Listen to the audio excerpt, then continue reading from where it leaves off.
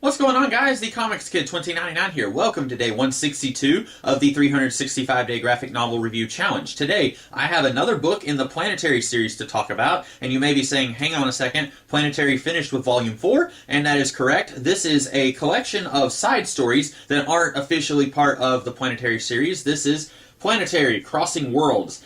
This is 3 short stories that involve the Planetary characters teaming up with other characters. This is one story with the Authority, one story that's kind of an Elseworld tale where the Planetary group are bad guys, and that is from the perspective of Wonder Woman, Superman, and Batman. And then we have one story that is more firmly in the Wildstorm universe, and that has the Planetary group meeting various versions of Batman. And I'll just talk about each one really quickly. All 3 of these are written by Warren Ellis, but the first 2 are drawn by different artists, and then the third one is drawn by John Cassaday. It's really weird for me seeing characters in the Planetary universe drawn by people who are not John Cassaday. After reading 4 volumes that are all drawn by Cassaday, you kind of get used to him being the only artist who can portray these characters. But then in these first 2 stories, the first story is drawn by Phil Jimenez, and then the second one is drawn by Jerry Ordway. And both of them do a very good job. They are both very accomplished artists, but it's still very weird seeing someone who is not John Cassaday draw these characters. So the first story is Planetary and the Authority, and that one is probably my favorite one. It is very interesting how Ellis and Jimenez are able to avoid the typical superhero cliche where you have 2 superhero groups and they meet each other for the first time, and at first they fight each other, and then they realize they have a common enemy, and then they team up to fight the common enemy.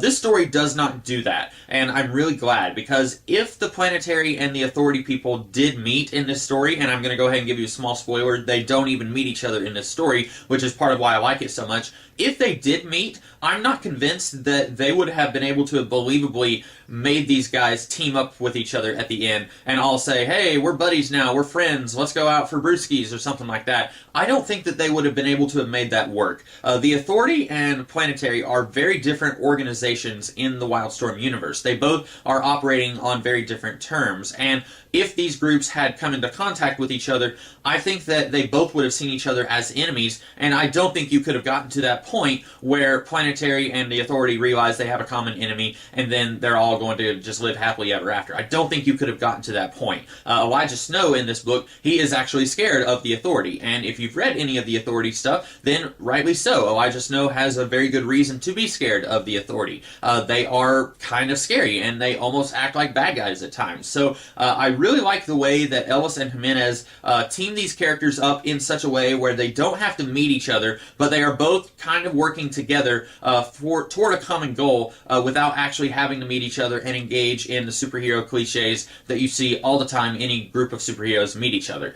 So I really like that one. That might be my favorite story in this book. The second story is kind of an Elseworldy story. It does not in any way take place in the normal Planetary universe. In this world, the Planetary group kind of act like the Four do in the normal Planetary series. They have been hoarding all these weird and unusual technologies, and they have been killing and destroying things that are trying to get in their way from controlling the planet, very much in the same way that the Four did in the main Planetary series. And then you have characters like Bruce Wayne, Clark Kent, and Diana Prince working together to try and put a stop to Planetary doing this. And they aren't exactly Batman, Superman, and Wonder Woman. This is a world that doesn't really have superheroes, but they do have traits that make them similar to their superheroic counterparts from the main DC universe. And this story is drawn by Jerry Ordway. I really like this story also. I like the art here by Ordway quite a bit. I like this story, but I wish it had been about 10 or 15 pages longer. There is one loose plot thread concerning one of the members of the Authority, of the Planetary group, that I really wish that this story had dealt with.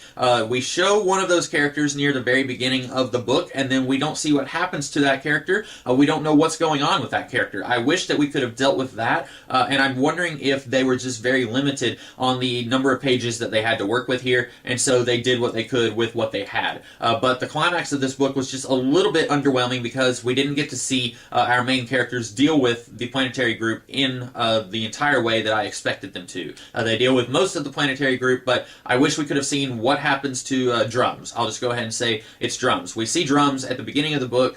He is watching Diana prince, and then we don't see him again in the rest of the book. We don't know what happened to him. Did Bruce Wayne send someone to kill him off screen? We don't know. The third book here is more firmly set in the Planetary universe, and we get to see our Planetary guys going after this weird bad guy who is a descendant from one of the survivors of City Zero. That was from one of the Planetary volumes. I don't remember which one. And then they accidentally cross over into several different alternate versions of Gotham City.